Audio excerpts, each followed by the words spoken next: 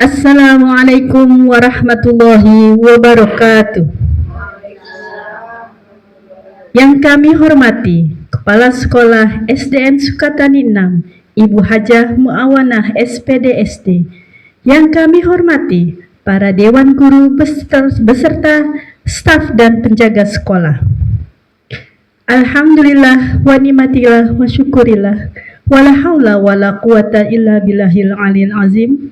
Rabbi shrah li sadri wa yassir li amri wahlul 'uqdatam min lisani yafqahu qawli. Allahumma shalli ala Sayyidina Muhammad wa ala ali Sayyidina Muhammad. Segala puja dan puji syukur kehadirat Allah Subhanahu wa Ta'ala yang telah memberikan rahmat dan kasih sayangnya kepada kita semua, sehingga kita dapat berkumpul pada siang hari ini dalam acara diseminasi budaya positif calon guru penggerak Angkatan 9 Kabupaten Tangerang, Provinsi Banten, wilayah SDN Sukatani 6. Selawat beserta salam semoga selalu tercurah kepada baginda besar Nabi Muhammad Sallallahu Alaihi Wasallam, dan semoga kita selalu menjadi umatnya yang istiqomah dan mendapat syafaatnya di yaumil akhir nanti. Amin amin ya rabbal alamin. Hadirin yang saya hormati, saya selaku pembawa acara akan membawakan susunan acara sebagai berikut. 1. Pembukaan. 2. Menyanyikan lagu Indonesia Raya. 3. Sambutan. Pertama, sambutan kepala sekolah. Yang ketiga, sambutan dari pemateri 1. Yang ketiga, sambutan dari pemateri kedua. Adapun yang terakhir adalah penutup atau doa. Baiklah, kita mulai. Yang pertama yaitu pembukaan. Untuk acara berjalan dengan lancar, marilah pembukaan kali ini kita awali dengan membacakan basmalah bersama-sama.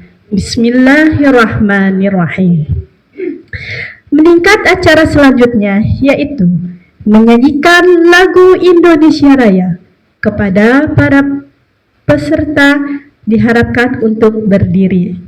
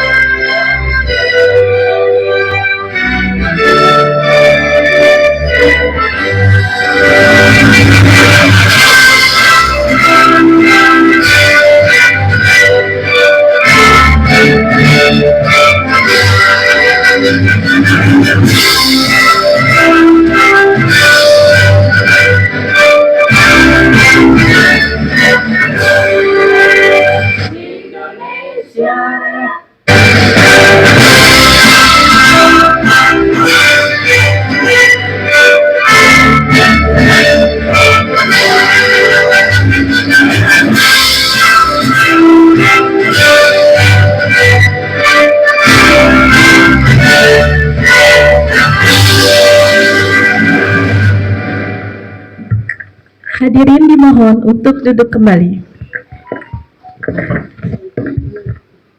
Tingkat acara selanjutnya yaitu sambutan yang akan dibawakan oleh Kepala Sekolah SDN Sukatani 6, Ibu Hajah Muawanah, SPD SD. Kepada beliau disilahkan.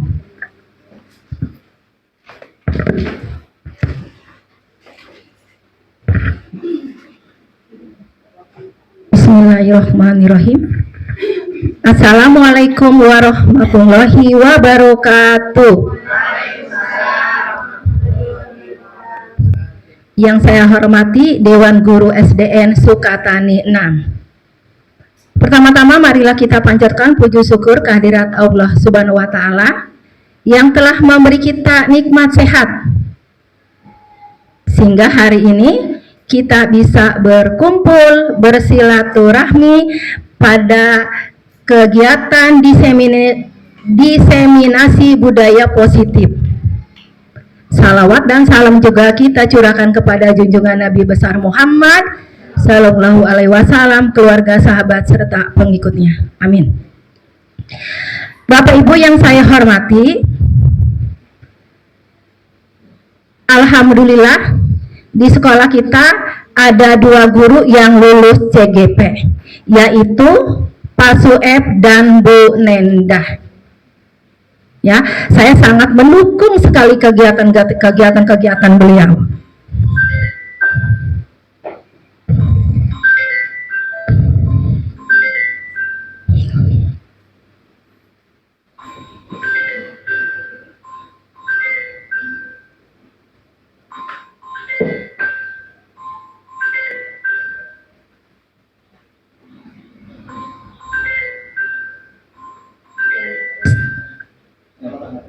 Sebentar ya Ibu Bapak.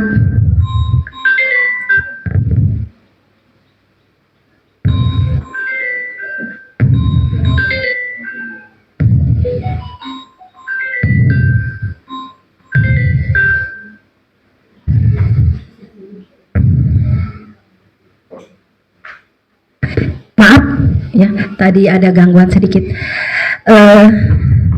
Saya sangat mendukung sekali apa yang dilakukan oleh Pak Soeb dan Bu Nendah. Ya, hari ini beliau akan melakukan kegiatan diseminasi budaya positif. Nanti apa itu budaya positif, apa itu diseminasi, apa itu contoh dari budaya positif, ini semua akan dijelaskan oleh Bu Nendah dan Pak Sueb. Karena di sini kegiatan ini adalah aksi nyata dari pendidikan CGP. Ya, untuk Ibu Bapak, saya menghimbau nih, ya, agar yuk daftar guru penggerak seperti Bu Nendah dan Pak Sueb. Ya, ini sudah dibuka di angkatan 11. Ya, karena pendidikan di CGP ini banyak sekali manfaatnya, terutama untuk anak didik kita dan juga kemajuan sekolah. Ya, karena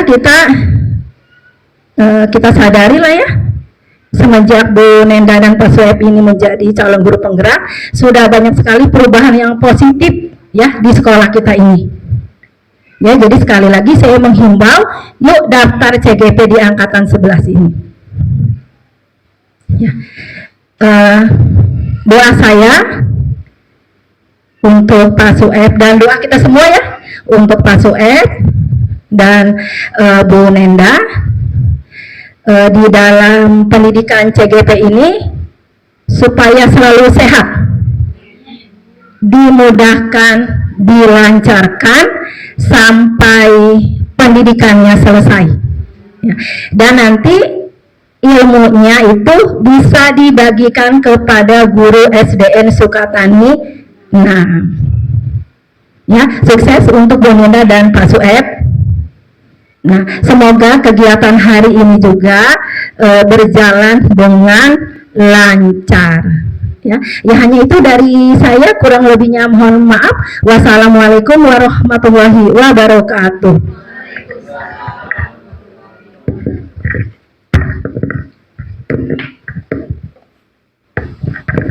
demikian yang mau minta tolong dibantu sama Bu Alwi. Silakan Bu Alwi. Nanti kita sama-sama berdiri dulu Bapak Ibu biar nggak ngantuk, biar relax lagi, biar happy lagi. Jadi Bapak Ibu guru itu harus wajib bahagia. Di depan. Suaranya dibuka atuh. Masa gerakannya doang. Sambil nyanyi sama-sama ya. Oke, siap lagi ya. Kita putar lagi. Sambil bergerak, sambil nyanyi, sambil happy-happy aja kita di sini ya. Jangan tegang. Saya nggak bakalan marah-marahin ibu bapak semua di sini.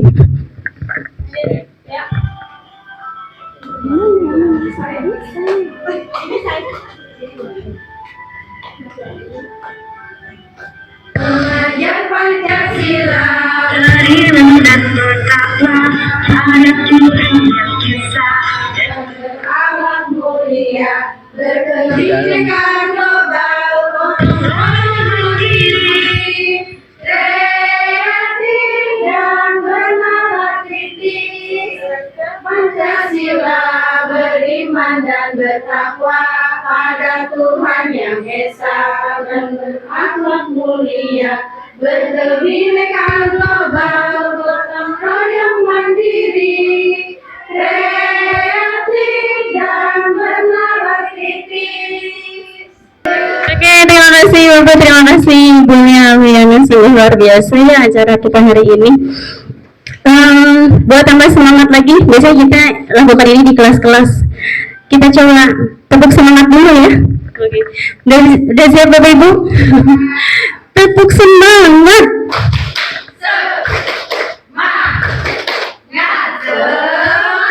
Oke, berarti udah semangat lagi ya. Yang tadinya ngata-ngata kita buka lagi, siap. Izin Bapak Ibu semua, Ibu Kepala Sekolah, ini adalah tugas saya sebagai CGP Angkatan 9 Kabupaten Tangerang Provinsi Banten, yaitu melakukan diseminasi budaya positif di lingkungan SD Negeri Sukatani 6. Ini adalah tugas aksi nyata.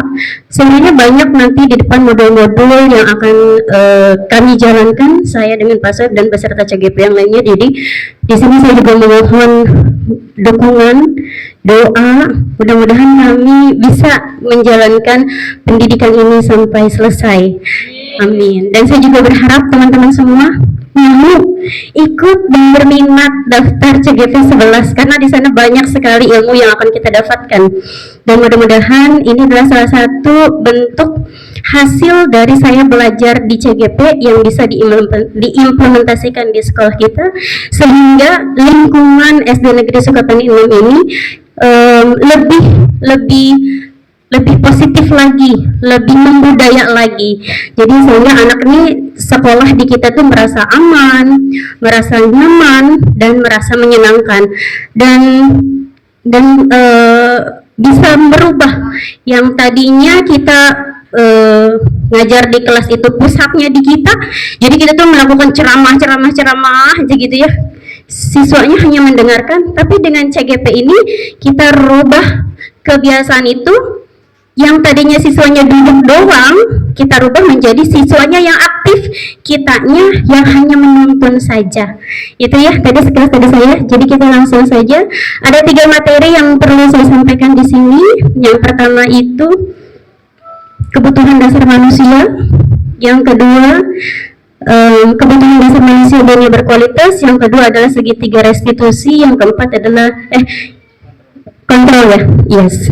Silahkan Pak Soeb tolong dibantu. Nah ini Bapak Ibu, kita semua tahu ya, kalau manusia melakukan sesuatu itu pasti memiliki tujuan. Contoh, saya berdiri di sini bukan tanpa sebab. Saya pasti memiliki tujuan di sini berdiri. Apa tujuan saya? Tujuan saya adalah melaksanakan tugas dari CGP tersebut. Di sini ada 5 kebutuhan dasar manusia. Yang pertama, ada kasih sayang dan rasa diterima. Bertahan hidup dulu, maaf. Yang pertama adalah bertahan hidup.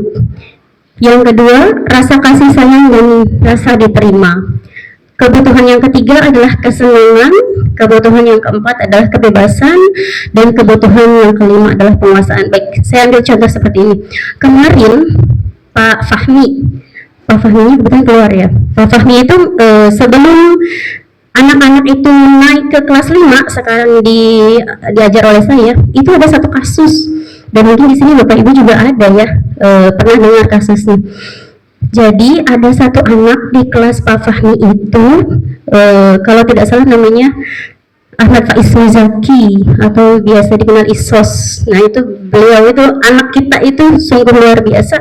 Boleh juga tahu ya? Ya. Nanti kita kupas nih Bu Lia nih apa yang dilakukan oleh Isos tersebut. Jadi saya juga ternyata anak saya itu seperti ini gitu ya. Jadi kasusnya seperti ini. Isos itu kalau saya tidak salah menerima informasi ya, mudah-mudahan nanti dikoreksi ya Bu Lia ya. Jadi Isos itu berbuat suatu tindakan, ambil contoh keburukan ya, ambil contoh tindakannya buruk. Apa itu tindakan buruknya? Jadi Isos itu ketika istirahat mengambil uang Pak Fahmi. Tapi ini udah selesai, cuman saya di sini angkat sebagai contoh saja. Ini udah selesai kasusnya. Cuman saya ambil angkat kasusnya ini untuk jadi pembelajaran, bukan untuk di-up lagi ya Bapak Ibu ya. Cuman untuk diambil pembelajarannya saja. Jadi Isos ini ngambil uang Pak Fahmi. Sebagai guru kita marah dong ya Bapak Ibu ya. Loh, kok kamu berani-beraninya ngambil uang? Gitu kan? Nah, kalau kita tidak belajar dari kebutuhan dasar manusia ini, pasti kita langsung, kamu anak nakal, kamu anak yang tidak jujur, kamu anak yang segala macam bla bla bla bla bla. Tapi sekarang kita mulai buka pikiran kita. Apa sih yang memotivasi Isos itu berbuat hal yang tidak baik tersebut, gitu kan? Nah, setelah dikonfirmasi oleh Pak Fahmi, Isos dipanggilkan Isosnya ke kelas, misal ke ruangan kantor atau kemana gitu ya. Isos, Bapak mau tanya, kenapa Isos kok ngambil uang Bapak, gitu kan ya? Isos kira-kira jawabannya apa Bapak Ibu?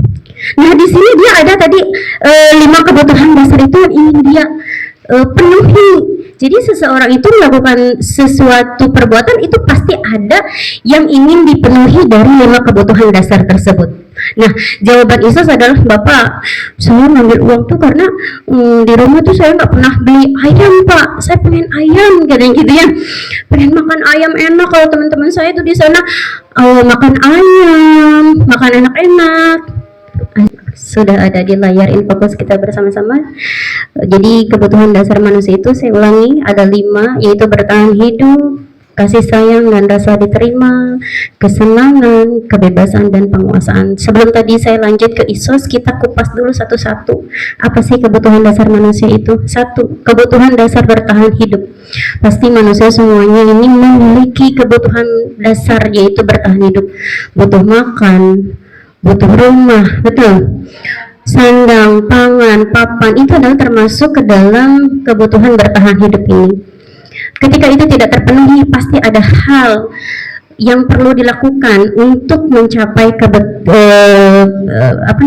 kebutuhan dasar bertahan hidup itu harus terpenuhi. Yang kedua adalah rasa kasih sayang dan diterima. Sudah pasti kita semua ini juga memiliki kebutuhan itu. Contohnya anak-anak kita, iya ibu, ini gimana ya, aku tuh jelek. Nah, ibunya kan merespon tuh ya, gak apa-apa nak, ini nanti kamu nilai. Nah, itu dia ingin disayang, ingin diterima sebagai individu. Dan itu adalah kebutuhan dasar, rasa kasih sayang dan ingin diterima. Yang ketiga adalah kesenangan.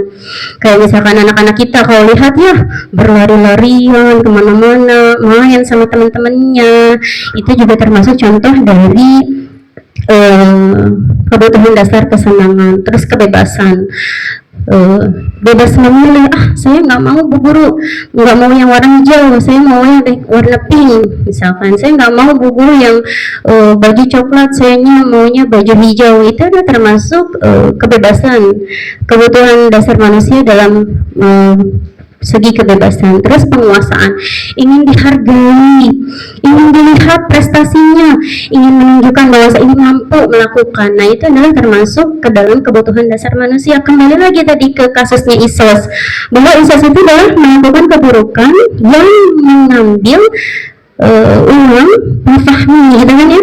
Setelah dikonfirmasi oleh Pak Fahmi, kenapa Isos kalau kamu melakukan hal seperti itu? Apa coba jawabannya Isos? Kira-kira ada yang bisa menduga-duga Bapak Ibu guru di sini? Hah? Ternyata ketika dikonfirmasi ditanya sama Pak Fahmi, Isis kenapa melakukan itu tadi? Jadi saya di rumah nggak pernah makan ayam bu, Pak nggak pernah makan yang enak-enak. Kalau teman-teman tetangga misalkan makan ayam, makan kambing, makan sapi misalkan ya, saya cuma makan ikan asin misalnya. Nah kira-kira dari kejadian itu kan kita bisa mengambil kesimpulan bahwa Isos ini ada salah satu kebutuhan yang tidak terpenuhi oleh dia sehingga dia melakukan tindakan yang tidak baik. Kira-kira dari jawaban Isos itu, saya nggak pernah makan ayam bu, Pak saya pengen makan enak. Kira-kira Isos ini yang memenuhi kebutuhan yang mana menurut Bapak Ibu? Kesenangan, ada jawaban yang lain? Kesenangan dia terhadap ayam gitu ya. Bapak Ibu ada jawaban yang lain? Kebebasan. Oh iya, bebas pengen makan ini, makan itu, makan ini, makan itu. Ada lagi jawaban yang lain? Ada lagi? Bertahan hidup. Bertahan hidup karena dia ingin makan tadi ya, karena bertahan hidup contohnya itu adalah memenuhi kebutuhan sandang pangannya. Jadi dia ingin makan. Tidak ada yang salah dalam jawaban-jawaban yang tadi, tergantung kita perspektif kita terhadap anak tersebut gitu. Jadi nanti kalau misalkan kita punya kasus nih Bapak Ibu sama anak-anak kita, jangan langsung ngejudge anak kita, anak bandel kamu, anak nakal kamu, dasar anak segala macam, keluar kata-kata kotor ya, nggak boleh. Jadi kita harus selidiki dulu apa ini penyebabnya anak kita melakukan hal seperti itu. Contoh lain Bapak Ibu, ada saya ngalamin sendiri, nanti ada videonya di restitusi. Ada anak saya lagi belajar, ternyata dia anak-anak tidur. Nah, saya lagi marahin malah dia tidur.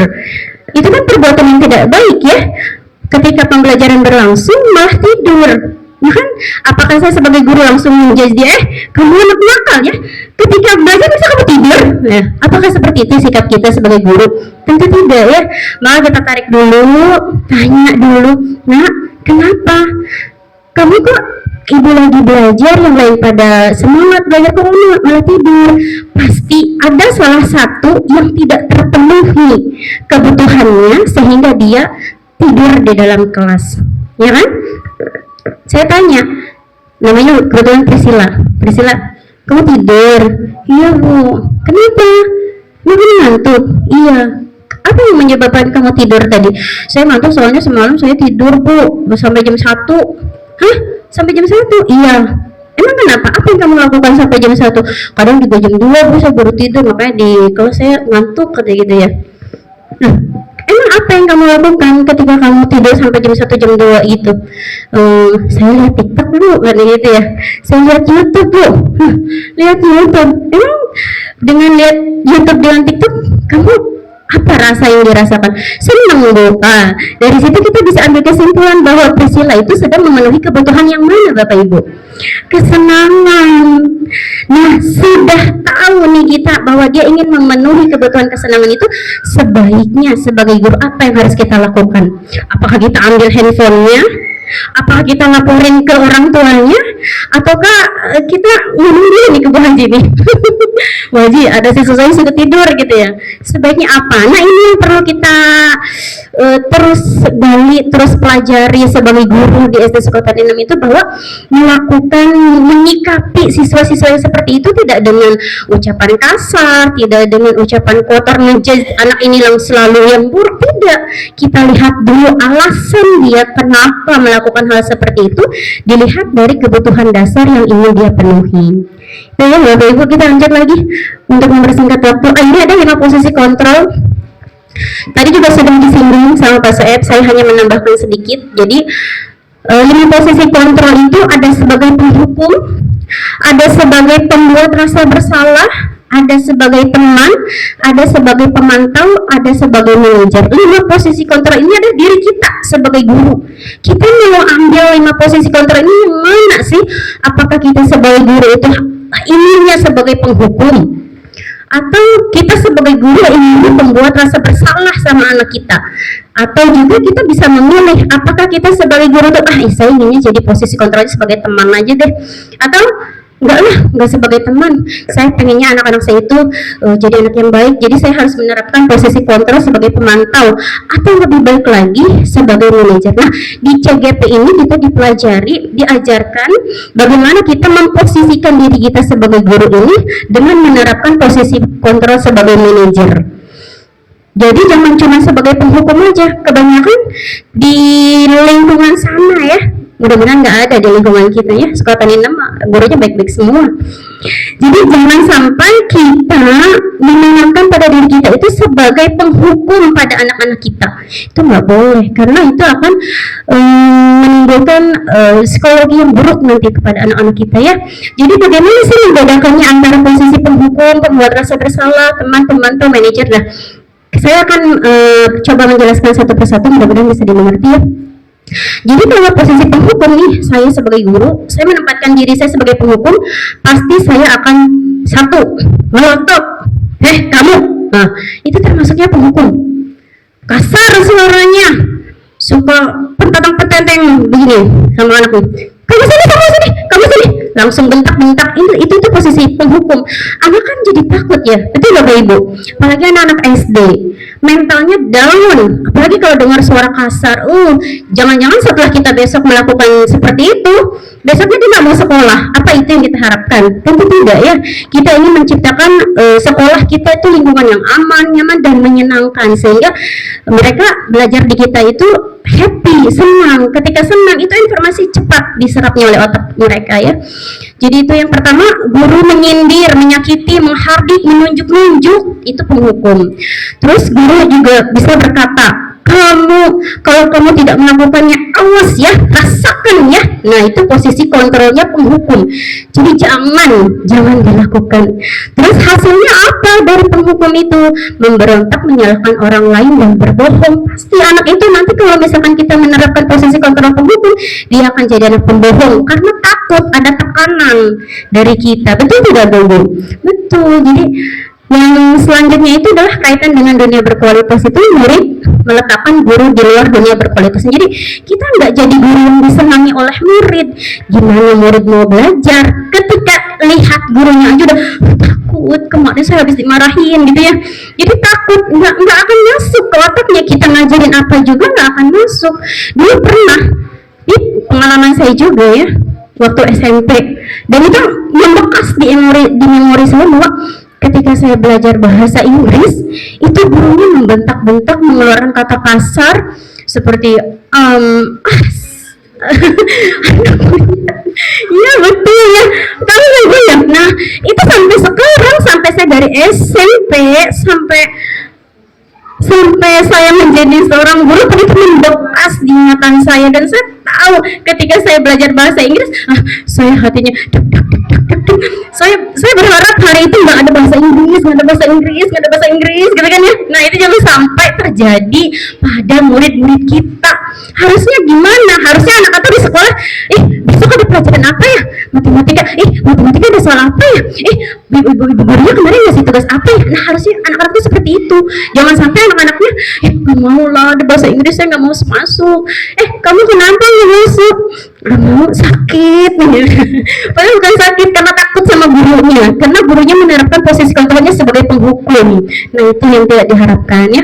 Setelah itu ada lagi posisi pembuat rasa bersalah. Misalnya gurunya berkata, seharusnya kamu itu tidak boleh berlari-larian di sana, nanti kamu jatuh. Nah, itu guru menempatkan posisinya pada pembuat rasa bersalah. Atau misalkan ibu kecewa ya, kenapa kamu tidurnya malam-malam, kenapa kamu nilainya matematikanya jelek, itu juga sama sebagai pembuat rasa bersalah. Nanti anak-anaknya, iya saya salah Bu, maaf sih Bu ya, saya besok nggak begitu lagi. Apakah itu baik buat anak-anaknya? Tidak juga ya, itu sama akan menimbulkan psikis yang tidak baik juga. Selanjutnya posisi teman. Nah, ini ada kalimat yang menunjukkan bahwa guru itu memposisikan dirinya sebagai posisi teman, yaitu ayolah lakukan demi ibu. Misal tadi ya, Priscilla ngantuk di dalam kelas, Priscilla, kenapa kamu tidur? Saya ngantuk Bu, saya semalam begadang sampai jam 2.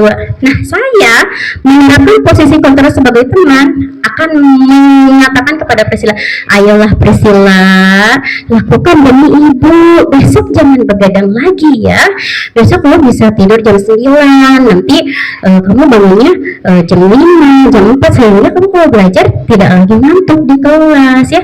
Nah, itu saya memposisikan diri saya sebagai teman, itu sudah lebih baik dibandingkan tadi posisi kontrolnya penghukum. Selanjutnya yang lebih baik lagi dari kelima itu adalah pemantau. Apa sih Bu kalau posisi kontrol pemantau itu? Jadi kita menanyakan kepada kepada anak kita apa peraturannya, terus menyesuaikan diri kalau dia itu diawasi sama kita. Jadi ada rasa segan dalam dirinya, jadi muncul dalam dirinya menaati peraturan-peraturan bukan karena ada hukuman, ada penghargaan, tapi dia merasa diawasi oleh gurunya. Itu adalah posisi kontrol pemantau. Nah, yang terakhir adalah manajer. Ini adalah posisi kontrol yang saya harapkan bisa diterapkan oleh Bapak Ibu guru semua di lingkungan kita, yaitu posisi manajer. Posisi manajer itu apa? Jadi ketika anak itu melakukan kesalahan, tidak langsung judge dia anak yang nakal, anak yang baik, tapi kita melakukan pertanyaan-pertanyaan dulu. Kenapa kamu begitu? Apa yang dilakukan? Nanti ada contohnya tuh, ibu guru bertanya, apa yang kita yakini? Karena kan kita biasanya sudah membuat sebuah keyakinan kelas ya. Pasti Bapak Ibu semua di sini sudah membuat keyakinan kelas. Nah, dari fungsi dari keyakinan kelas itu adalah mengkonfirmasi kesalahan dari anak itu, apa yang sudah dia lakukan bertentangan dengan keyakinan kelas kita.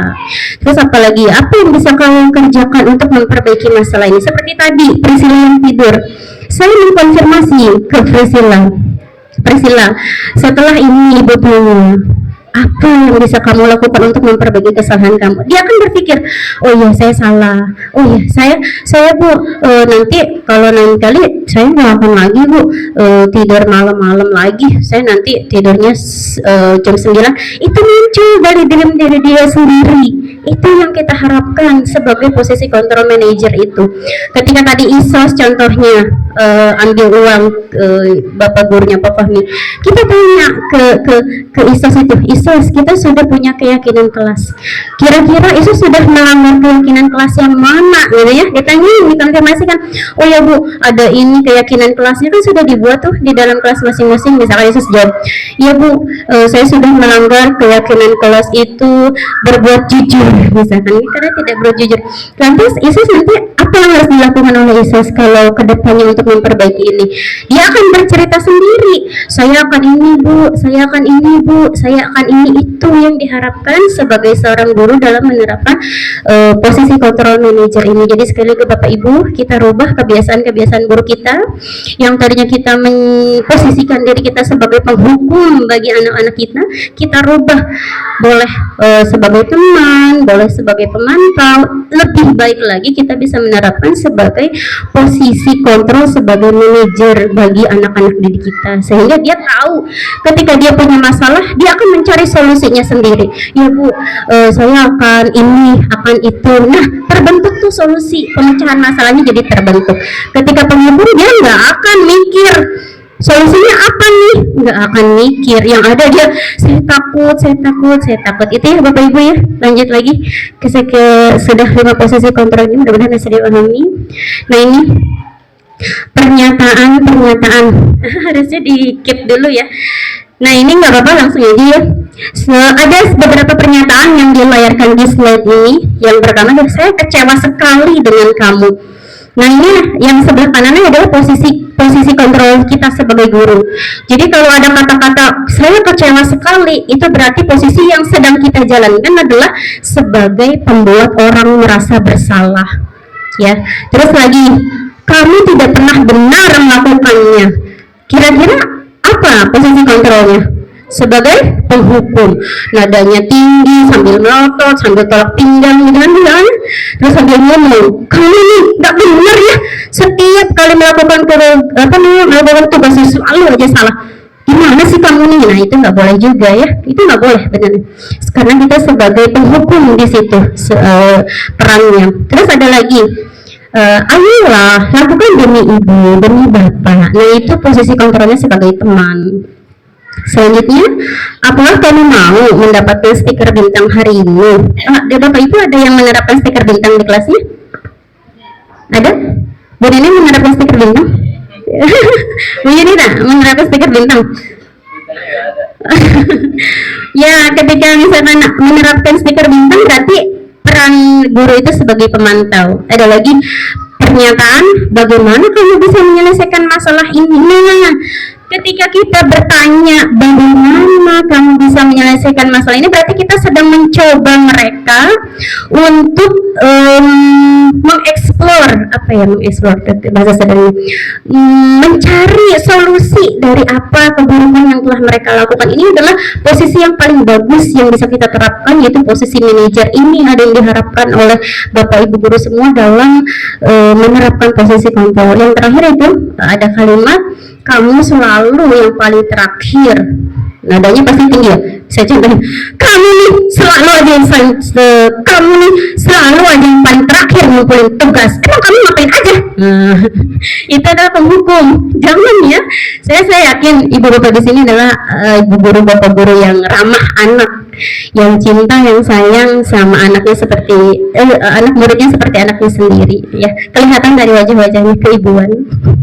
Ini juga keibuan. Lanjut berarti. Nah ini ada bergerak antara peraturan pemantau, konsekuensi atau hadiah dengan nilai-nilai manajer untuk memperbaikinya. Ini mah sama kayak tadi ya, bergerak antara itu, antara peraturan pemantau dan konsekuensi. Sekali lagi saya tadi menyambung dari apa yang sudah disampaikan Pak Soeb. Perbedaan antara perbedaan antara konsekuensi dengan hukuman. Jadi hukuman itu nih Bapak Ibu, ketika kita melakukan hukuman itu tidak ada kaitannya dengan hal yang dia perbuat. Contoh, anak datang terlambat.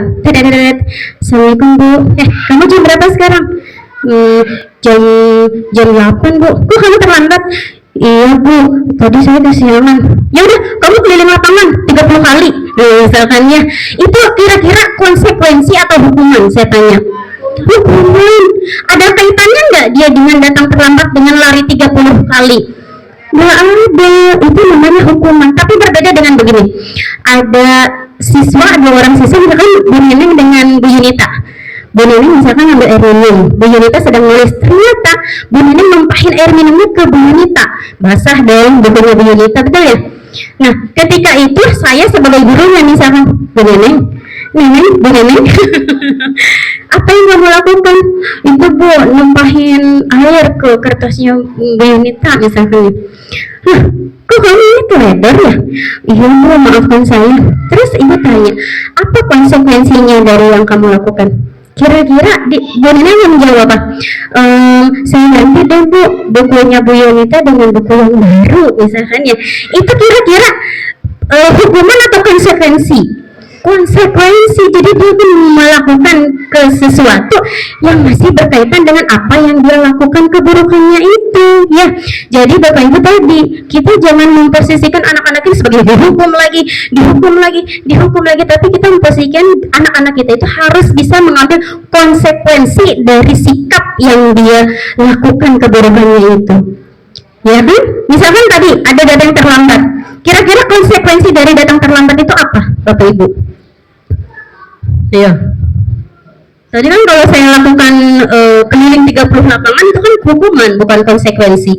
Ketika dia datang terlambat, saya akan berikan konsekuensi dari sikapnya dia datang terlambat itu kira-kira apa yang pas menurut Bapak Ibu?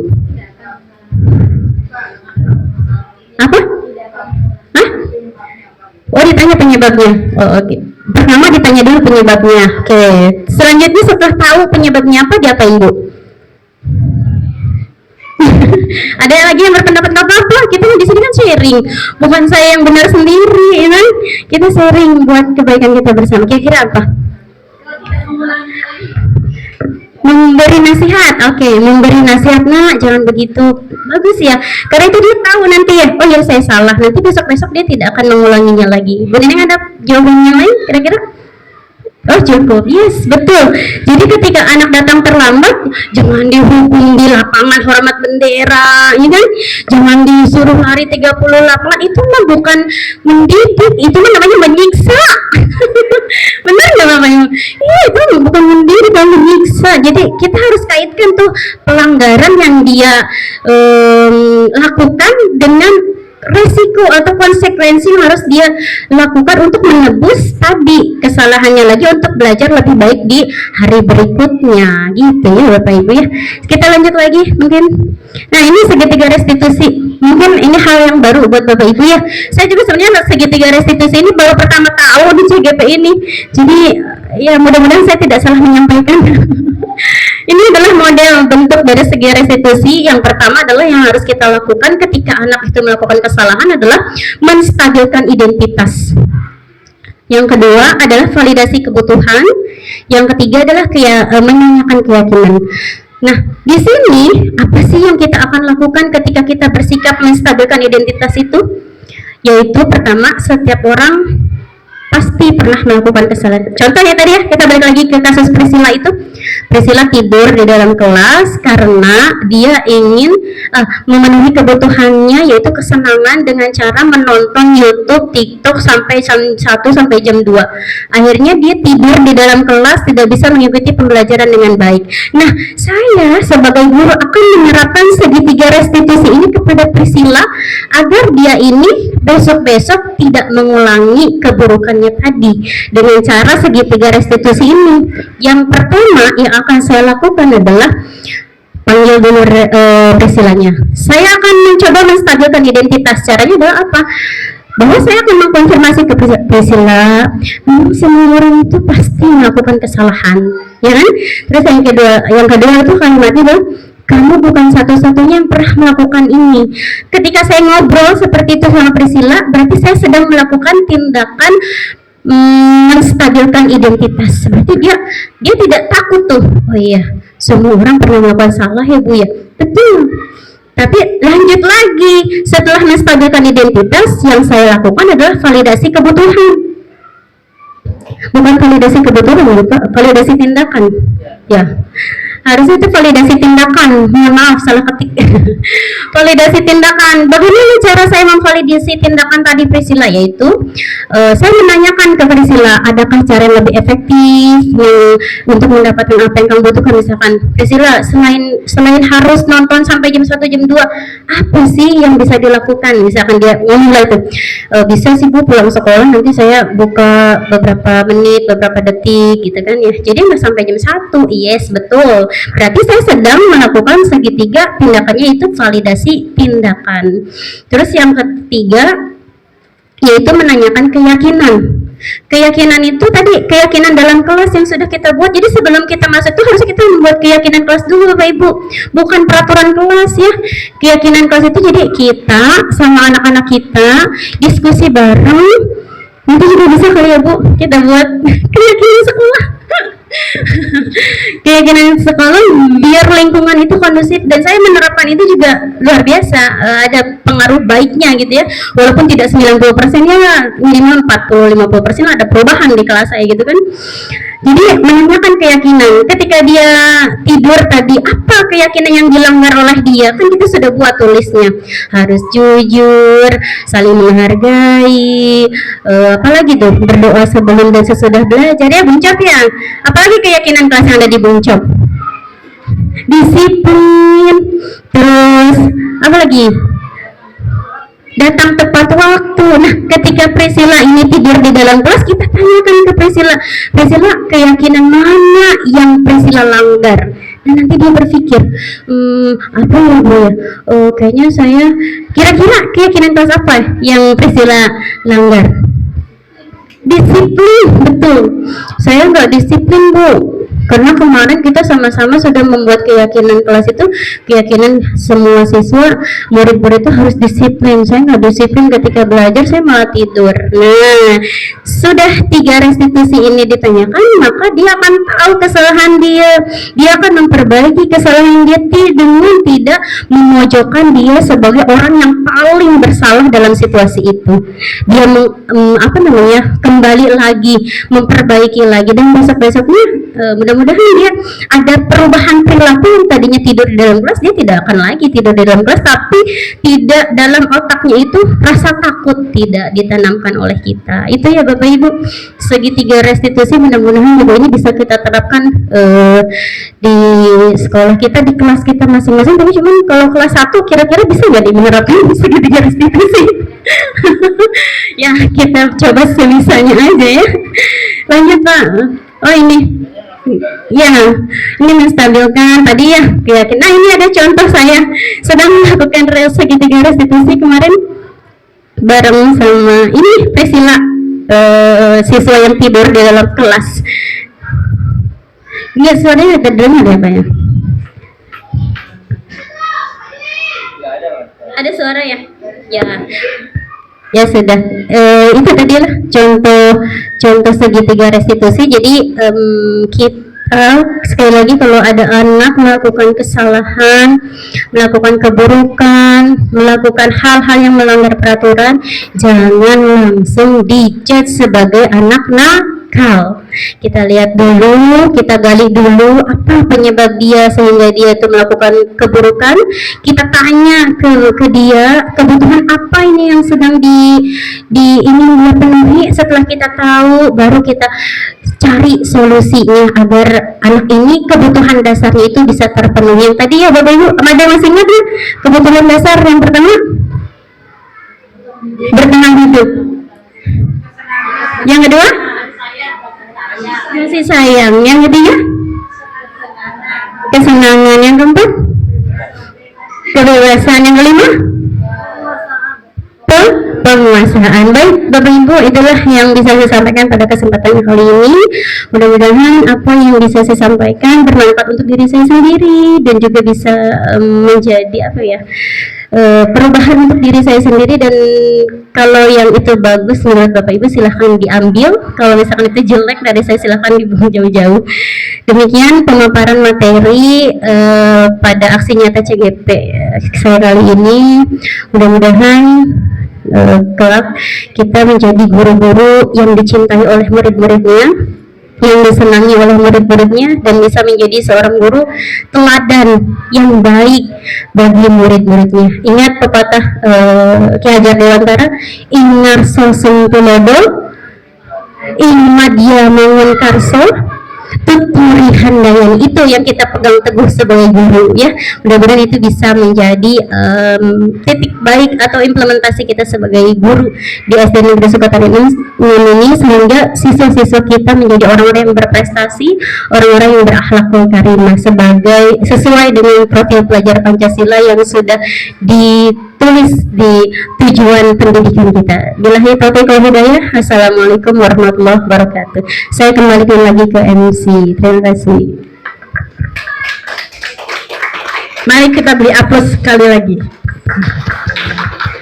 Terima kasih kepada Bapak Sueb SPD dan Ibu Nindah SPD yang telah memberikan penyampaian materinya kepada kita semua. Semoga apa yang telah beliau sampaikan bermanfaat bagi kita semua dan dapat kita terapkan. Baiklah, acara selanjutnya yaitu penutup dengan atau pembacaan doa. Baiklah, kita tutup dengan membacakan hamdalah bersama-sama. Alhamdulillahirabbil alamin. Saya sebagai pembawa acara mohon maaf apabila ada kesalahan kata maupun tindakan saya. Saya ucapkan wassalamualaikum warahmatullahi wabarakatuh.